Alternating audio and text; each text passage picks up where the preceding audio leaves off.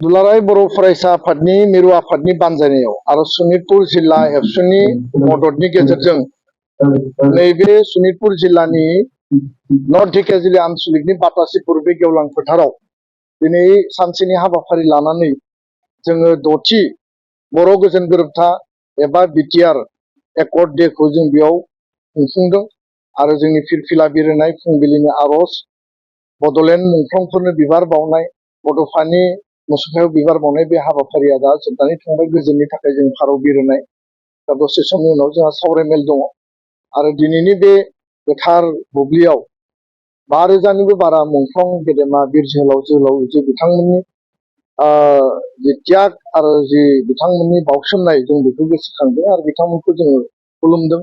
बड'फानि जि मोनसे आदर्शजों जोङो आलादा रायजो बड'लेण्ड दाबिनानै सोमावसारनायनि गेजेरजों बिएसि बिटिसि आरो बिटिआर जों मोनबाय।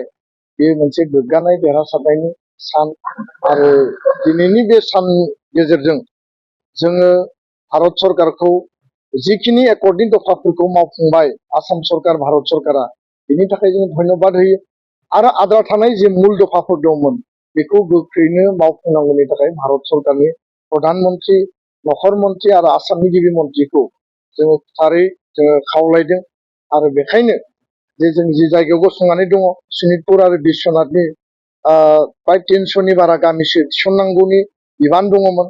बाउन्डारि कमिसननि खामानिया सोलिगासिनो किन्तु सरकारा पलिटिकेल इनिशिएटिभ लानानै बे गामिफोरखौ थिसननायनि थाखाय दायित्व लानांगौमोन किन्तु 6 बोसोराव 60खान गामिल' सोबाय।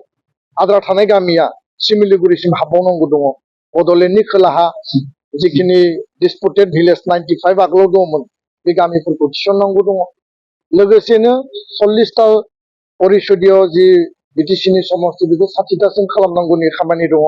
बेखायनो कनस्टिटिउसननि एमेन्डमेन्टखौ जों नागिरदों आरो कनस्टिटिउसन एमेन्डमेन्ट जायोब्ला डाइरेक्ट फाइनेन्स जागोन, मोर अट'नमि जागोन, फाइनेन्सियेल आरो एडमिनिस्ट्रेटिभ पावारा बिटिसि बिटिआरनिया बांगोन।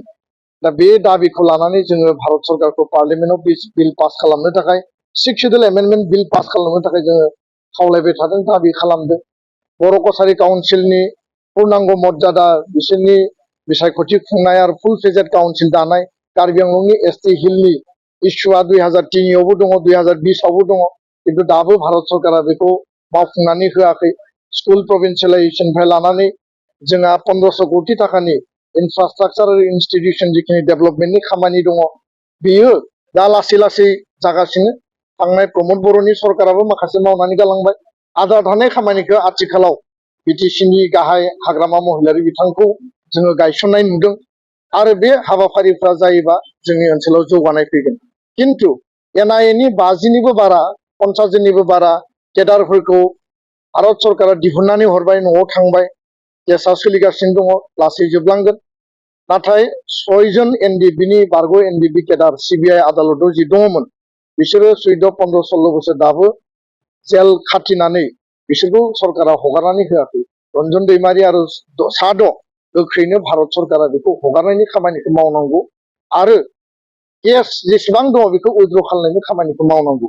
बे खामानिफोरा स्रां जोबजोबोब्ला थारैनो बर' एकर्ड बे बिटिआर एकर्डनि दफाफ्रा 100% इमप्लिमेन्टेसन जागोन। बेखायनो आद्रा थानाय बे एकर्डनि क्लजेसफोरखौ इमप्लिमेन्ट खालामनो थाखाय जोङो गणतान्त्रिक आवाज दाबि सावरायनाय भारत सरकारजों लोगो हमनाय बे सोलिगासिनो दङ आरो बेखायनो गोलाव जानायनि थाखाय जोङो दुखु मोनदों, मालाबा जों रागा जोंदों आरो दिनै भारत सरकारखौ जों फिन खेबसेबाव दुलाराय बर' फरायसा आफादा ज' लोगो नांनानै जिल्ला दख'रा मिरु जोङो भारत सरकारनि प्रधान मन्त्रिनो 10,000 पस्टेलनि गेजेरजों पस्टकार्ड जों दैथायहरगोन। एकर्डआ स्पिडि इमप्लिमेन्टेसन जानांगौ। 5,000 इमेल जोङो दैथायहरगोन आरो दिनैनिफ्राय बे सप्ता खनसे बेयो सोलिबाय थागोन आरो बे मन्चनिफ्राय आङो भारत सरकारखौ फिन एकर्डखौ जेरैबायदि कमिटमेन्ट होदोंमोन कमिटमेन्ट मथे खामानि मावनो आखरे आखरे पालन खालामनो थाखाय खावलायबाय। गोजोन्थों।